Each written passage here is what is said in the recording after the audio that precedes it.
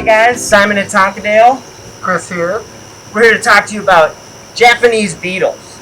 Now, right now is the perfect time to treat for next year's Japanese beetles, because the Japanese beetles are in their grub stage. So, where do these grubs hide out? Where do I need to treat my property if I want to prevent Japanese beetles next year? It's a great question, Chris.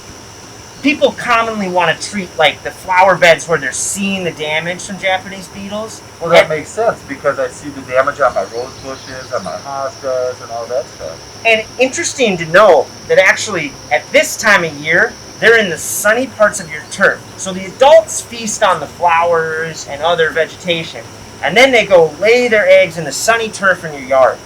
So right now, when they're just in their small grub phase, is the perfect time to treat with nematodes, which are a microscopic ringworm, and they go after those grubs, so there'll be less population hatching next year. So you're telling me that you're using a natural thing, not chemicals or sprays or anything? Because I have pets and I have children. I really don't want to spray chemicals all over my lawn.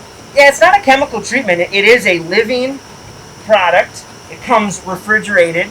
So at Tonkadale, when you get this product, you want to head right home and get this back into the fridge, not the freezer, the fridge. And you want to keep them in there until you're ready to apply. Okay, so they're perishable, so there's a window that you have to use them. Correct. We have them refrigerated at Tonkadale, and you'll take them, bring them home, and when you get ready to apply them, the easiest way to do it with the small package that we sell covers about 1,000 square feet.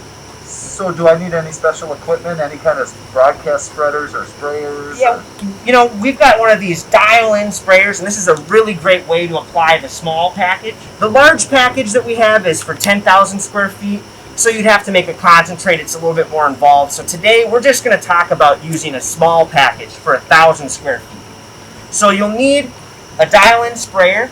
You could do it with a watering can, but this is going to be the easiest way to do it.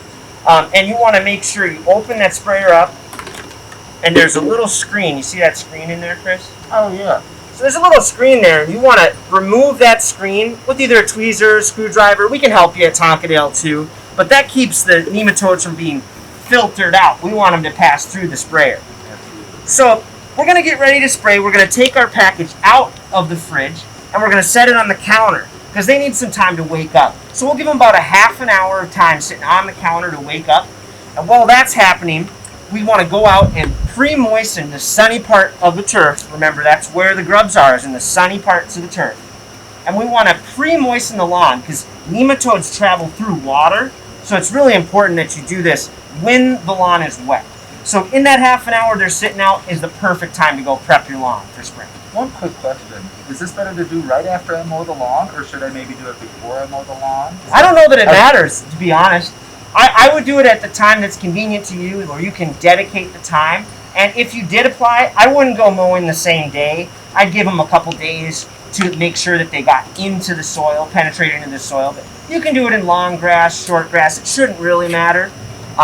So lawn's wet. We're going to come back inside and we'll open up our sprayer.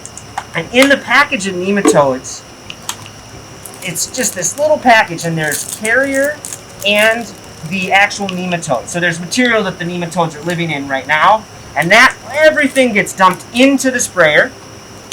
And we're going to just fill the sprayer all the way up to the top with a couple of drops of Dawn dish soap.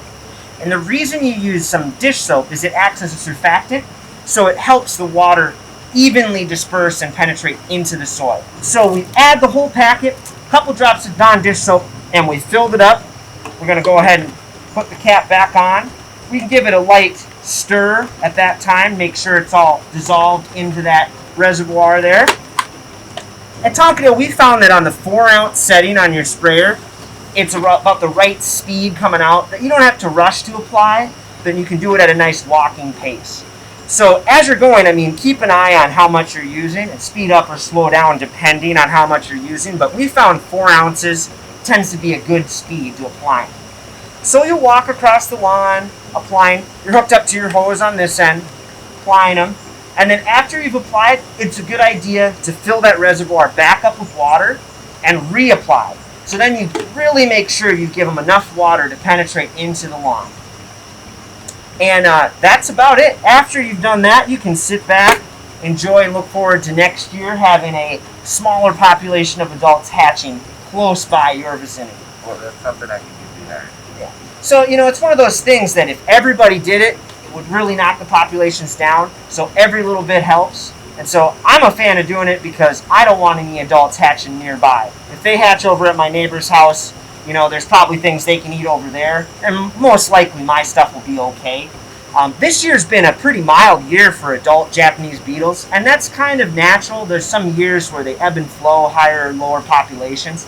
And just because we saw a low population this year doesn't mean that we can expect that next year. So it's a good idea to err on the safe side and apply the nematodes if you've had Japanese beetle problems in the past, or you're an avid gardener and you have a lot of things they want to eat. Well, thanks, Simon. I feel a lot more confident planting some of the perennials I might not have otherwise planted.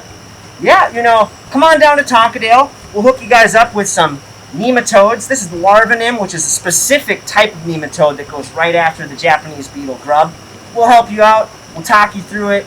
And hopefully you'll be set up for success next year. See you at Tonkadale.